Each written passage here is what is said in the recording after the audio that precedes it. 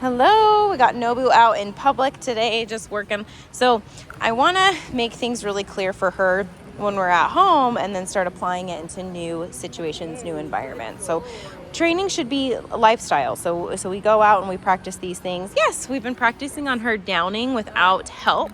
So that's what she's offering up to me. So yes, good girl. So when she initially was doing the down, she needed me to be right here, pointing to the ground, and that's fine for the learning stage. Now I want her to start to understand down without so much help from me.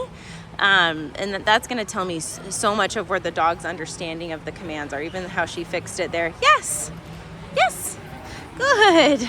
And even have her understand the YES right there. So she hesitated a little bit when I said yes. I want the dog to understand when I say yes, you can get out of the position. That scare you a little bit? Get out of the position and come get food from me. Yes. And so it can be a really fast way to mark behaviors we like because the reward happens really quickly. And she's a food girl. She loves food, which is awesome. So for her, getting that YES is like a huge deal. So when she downs, yes, and I yell that, she's like, oh gosh, I did it. And that's super awesome. For a puppy, that's great. We want to keep that very positive for her and keep this work ethic up, this food drive up, and we'll have certain things like in our environment, yes, that spook her from time to time, and I can use our obedience, things that she's working on, the food, to kind of redirect her from that. So I have seen some noises make her a little bit uneasy, like we were at Shields and the Ferris wheel made this noise and it kind of spooked her. And so we just work on this, like she's engaging with me, she's redirecting back to me despite that being new and kind of freaky. Yes, good. So she chose me right there. She started to go back to look again. So I'm just going to move and get her to, re-engage with me. It's the first, sometimes it's the first time these dogs are seeing this. So of course it's going to spook them a little bit. And then as we're out in public, sometimes I will ask people to just ignore her. So a lot of the times when I go out and I'm actively working with a dog, they will say, oh, she's in training, like, well, can we pet her? Or they'll sometimes just, we won't bug you too much. We just had that experience just now with a Cabela's employee. Yes.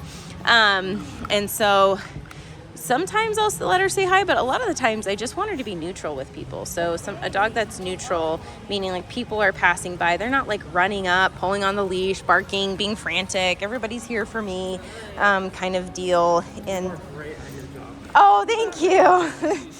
Thank you.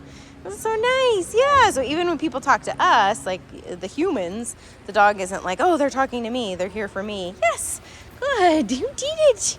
That they're starting to understand, oh, I need to listen to the person holding the leash. Good. It doesn't really matter, we've got wheels going by, all kinds of things. It doesn't really matter. We create a very neutral dog, a dog very willing to work, to engage. They perform better on their obedience. They have better nervous systems. They are easier to train off leash because they're so willing to engage with us. Nubo, with me. Started to add a little bit of positioning on the with me. Right here, she's walking with me. Good job, girl. With me, so I'm guiding her back. Here, you gotta see the food. She's like, I love my snacks. Good girl. She is a fun puppy. She is so willing to work, which is so much fun as a dog trainer to just get these puppies out and work them. She's so great. Good job, girl.